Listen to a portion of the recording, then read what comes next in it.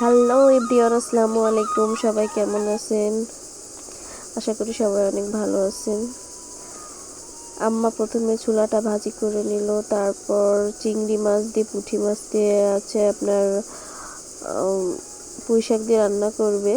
তার জন্য আগে পুঁটি মাছ চিংড়ি মাছ ভালো করে লবণ হলুদ পেঁয়াজ মরিচ সব কিছু দিয়ে ভালো করে মাখায় নিয়ে তারপর হচ্ছে চুলার উপর দিয়ে দিল, এই আর কি। তারপর মানে আলু দিল এর ভিতর দিয়ে, এগুলো একটু কিছুক্ষণ কষিয়ে নিল। ও এর ভিতরে আবার হচ্ছে আপনার পুঁই শাকের ডাঁটিগুলো দিয়েও কষানো হয়েছে। তারপর হচ্ছে কষানোর পর কিছুক্ষণ পর একটু পানি ঢেলে দিল, মানে কষানো পানি আর কি। সুন্দরভাবে এভাবে কষিয়ে নিয়ে তারপর ঝোলের পানি দিয়ে দিল, তরকারিতে কতটুকু ঝোল দিবে আর কি। তারপর আর কি পুঁই শাকগুলো ছেড়ে দিয়ে মানে এইভাবে আর কি পুঁই শাকটা রান্না করে নিল। পুঁই শাক আছে আমার খুব ফেভারিট, এই গরমের সময় এখন পুঁই শাকের তরকারি খেতে খুব ভালোই লাগে। আর এখন তো রোজার মাস। যাই হোক, এদিকে আবার আমার হাঁসগুলো আম্মা বললো খেতে দে, তো ধান আর ভাত ওদের দিলাম। একটা চীন হাঁস আছে অনেক বড়, ও হচ্ছে অনেক মস্তান, সব হাঁসদের মানে তাড়ায় দেয়, ও একাই সব কিছু খাবে, এই আর কি।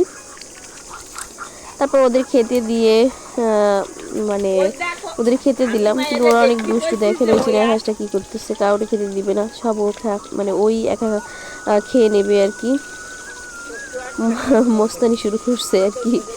এই হাঁসটা একটু মস্তান টাইপের, মানে বড় হাঁস, বড় চীন হাঁস, 4-5 কেজি তো ওজন হবেই আর কি।